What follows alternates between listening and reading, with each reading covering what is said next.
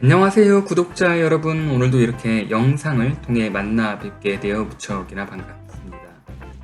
최근 코스피 지수가 2100 정도까지 급락하면서 매우 고통스러운 시간이 지속되고 있습니다. 2022년 올 한 해 동안 내내 코스피 지수는 오르락내리락 아주 지루한 횡보를 오랫동안 계속하고 있는데요. 아마도 이런 패턴은 특별한 이벤트가 없다면 올 하반기까지는 이어지지 않을까 예상을 해봅니다. 한국 종합주가지수로 대표되는 코스피와 코스닥, 왜 이렇게 유독 지루하게 느껴지는 걸까요? 이렇게 지루하게 느껴지는 것은 비단 저만의 생각은 아닐 것입니다. 오래전부터, 그러니까 코스피 지수가 처음 발표되었을 때가 1980년 1월이었죠. 왜 한국 주가지수는 이토록 비실비실 맥을 못 추는 것일까요? 분명히 개별 기업들은 크게 성장을 하고 있는데 그 성장의 정도만큼 한국 주가지수가 오르지 않는 이유에 대해서 끊임없이 고민을 해보다가 오늘 비로소 그 이유를 같이 한번 알아보도록 하겠습니다. 예전에 지인 한 분이 저에게 질문을 하나 했었는데, 그 인덱스 펀드를 미국 S&P 500 그 지수 추종을 하는 것에 투자를 하면 어떻겠냐라고 문의를 했었는데요.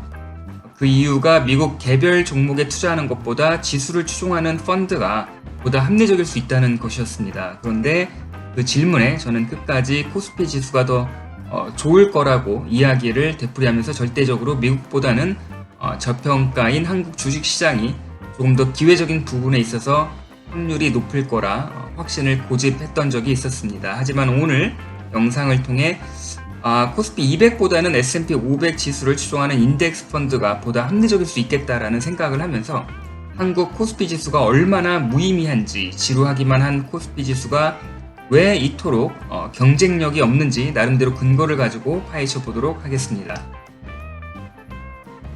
많이들 알고 있겠지만 코스피 지수는 1980년 1월 4일날 만들어졌습니다. 시가총액 가중 방식이라고 해서 당시 한국 주식시장 전체 시가총액이 10조를 기준으로 지수 100으로 시작을 하게 되었는데요.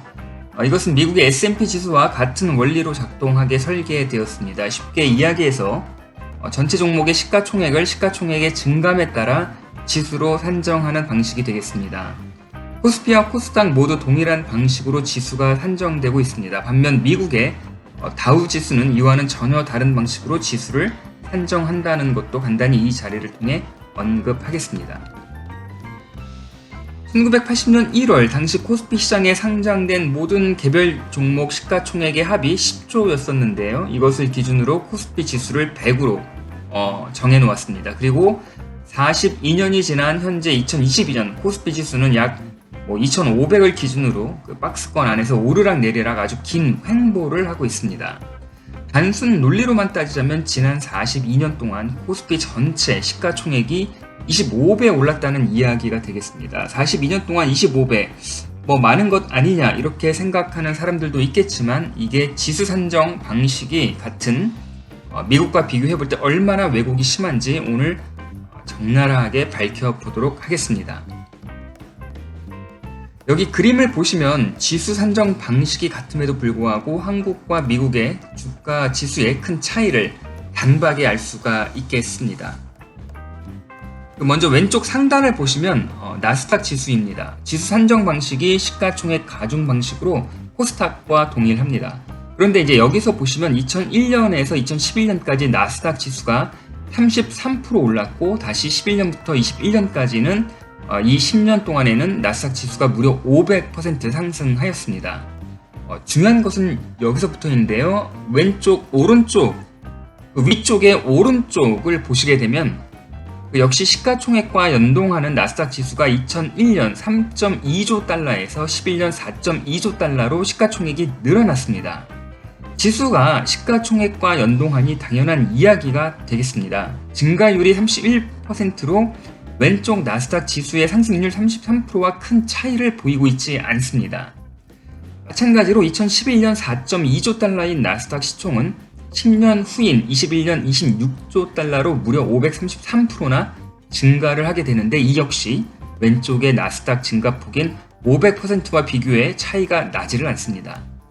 매우 당연한 이야기를 제가 하고 있는데, 나스닥 지수 방식이 코스닥이나 코스피와 마찬가지로 시가총액을 기준으로 가중 방식을 택하기 때문에 시총이 늘어나는 만큼 지수가 올라가야 하는 것은 너무나 자연스럽고 당연한 일입니다. 저 역시 마찬가지로 이것을 의심하지 않고 지금까지 쭉 믿어왔었는데 이 설명을 들으시면 이러한 믿음이 얼마나 허황되었는지 알 수가 있을 것입니다. 자, 이제 한국 주식시장을 한번 살펴보겠는데요. 하단에 코스닥으로 넘어가겠습니다. 왼쪽 하단 보시면 2001년 722포인트였던 코스닥은 2011년 오히려 500포인트로 마이너스 30% 역성장을 하게 됩니다. 논리대로 하면 시총이 30%만큼 줄여야 되는 게 맞겠죠.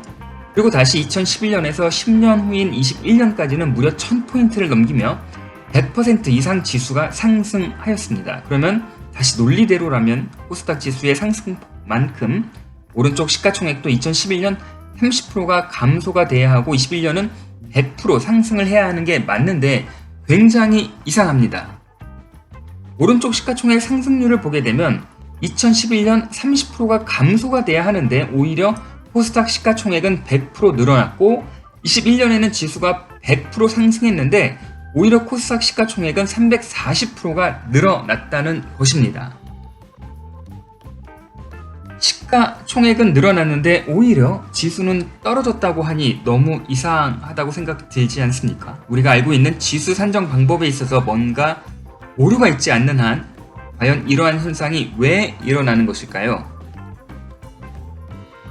문제는 코스피를 포함한 코스닥 한국 주가지수는 실제 주가지수 상승률보다 시가총액 상승률이 월등하게 높다는 데 있습니다. 좀 더 쉽게 이야기를 하면 시가총액 상승률은 높은데 지수는 그만큼 상승을 반영하고 있지 못하다는 얘기입니다. 이것이 무엇을 의미하냐면은 개별 종목들은 엄청나게 시가총액이 증가하면서 주가가 상승하는데 이것을 전체 담아내는 코스피나 코스닥 주가지수의 상승률은 이렇게 개별 종목들의 실제 상승률보다 못하다는 것입니다. 전체 시장의 시가총액 상승률과 지수 상승률이 서로 연동하지 않고 괴류율이 존재한다는 것이 되겠고요. 이것은 지수를 추종하는 인덱스 펀드나 ETF에 절대적으로 부정적인 영향을 미칠 뿐만 아니라 한국 주식시장이 늘 항상 지루하게 횡보를 할 수밖에 없다는 그런 의미가 되겠습니다. 실제 개별 종목 상승을 반영하지 못한 채 한국 코스피나 코스닥 지수가 아주 지루하게 횡보를 할 수밖에 없는 현실에 당연한 그 이유가 있었던 것입니다. 그렇다면 왜 한국 지수는 이토록 실제 시가총액 상승률과 지수 상승률에 있어서 괴류율이 클까요? 먼저 이 신규 종목이 새롭게 시장에 편입되면 시총은 당연히 늘어나겠죠. 하지만 이해할 수는 없는데 지수는 늘어나는 이 시총을 반영하지 못한다는 것입니다.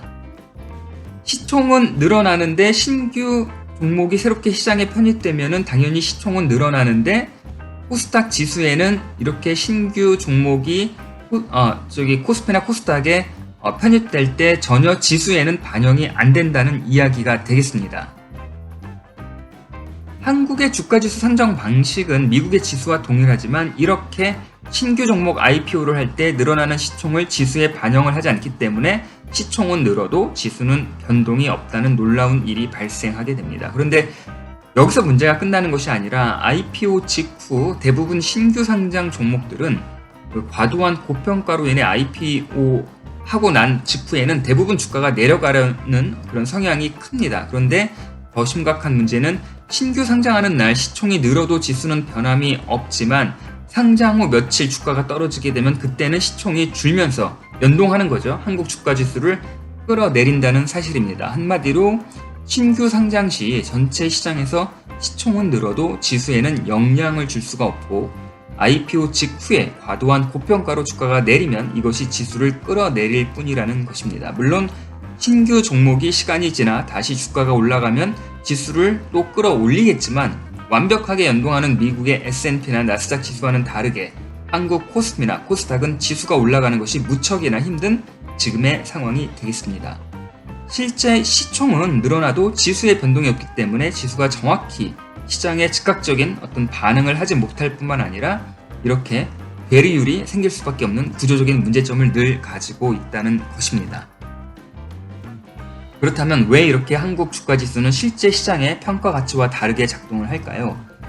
그 이유는 한국 정부 정책 때문에 그렇습니다. 다시 말해서 한국 정부는 증시 변동의 과격한 변동성을 줄이기 위해서 신규 상장 종목들의 시가총액 증가분을 지수에 반영하지 않겠다는 정책으로 인해 한국 주가 지수는 실제 시장의 평가보다 훨씬 더 보수적으로 움직일 수밖에 없다는 것입니다.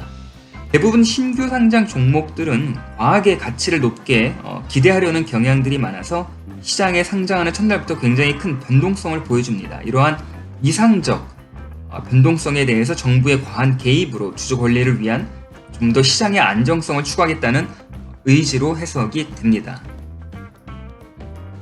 세계 경제 10위에 대한민국 이 경제 그 안에 이제 주식시장에서 현재 일어나는 일이라고는 도저히 믿겨지지가 않지만 실제 한국 주식시장은 이러한 방법으로 운영이 되고 있다고 합니다. 참으로 어떻게 보면 어처구니 없는 반시장적 정책이 아닌가 개인적인 생각을 해볼 뿐입니다. 요즘같이 주가가 끝없이 하락하거나 1년 내내 이 좁은 박스권을 아주 길게 횡보를 하게 되면 정말 이제 답답한 생각만 들게 되죠. 시장 원리에 따라 시장을 완벽하게 연동하는 것이 아니라 자연 증가분을 인위적으로 누르고 있는 어떤 그런 상황이 되겠습니다.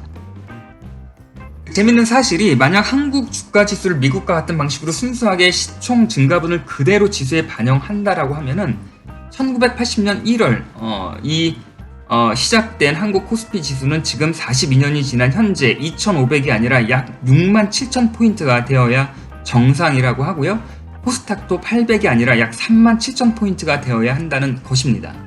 지수가 생긴 이래 지금까지 코스피는 약 25배 성장을 한 것이 아니라 사실 670배가 성장을 했다는 말이 오히려 저는 합리적으로 이해가 될 것 같습니다. 그리고 오른쪽과 같이 만약에 현재 코스피 지수가 2300이라고 가정할 때 1980년 1월 코스피가 처음 산정될 때 지수를 역으로 환산을 해보면은 100포인트가 아니라 3.4포인트가 되어야 한다는 것이고 코스닥도 현재 800포인트라고 한다면 코스닥 지수가 처음 산정될 때 지수는 약 19포인트가 되어야 미국 지수처럼 시총과 지수가 완벽하게 연동되었을 때 환산치가 된다는 이야기가 되겠습니다.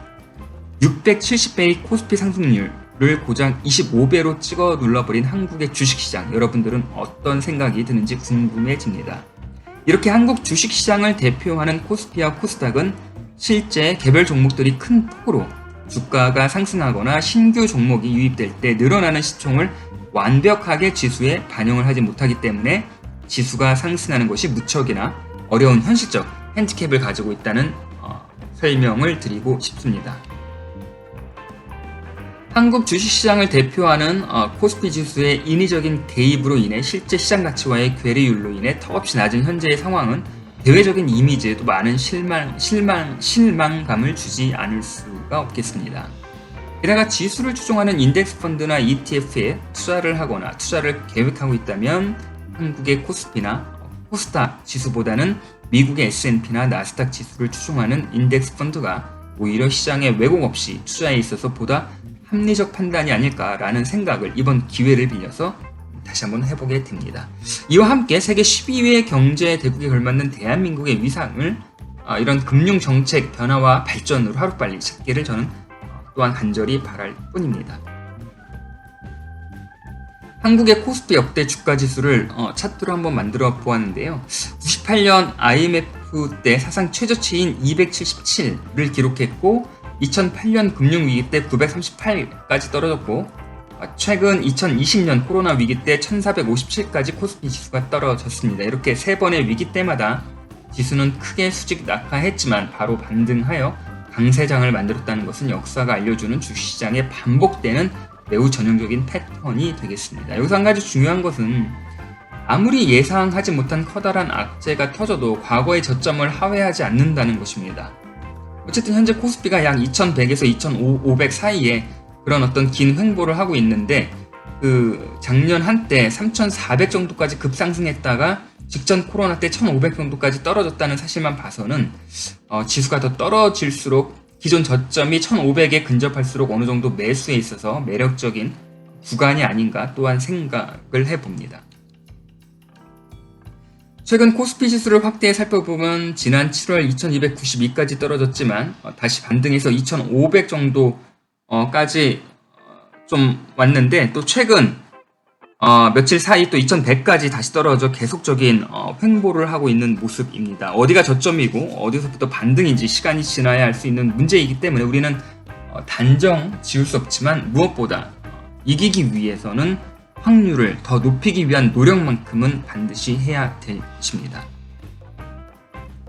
여러분, 오늘 영상 어떻게 보셨습니까? 많은 사람들이 우울한 시간을 보내고 있는 것 같습니다. 좀 더 공정하게 한국 주식시장이 위상에 걸맞게 성장에 발전해 나갔으면 좋을 것 같고요.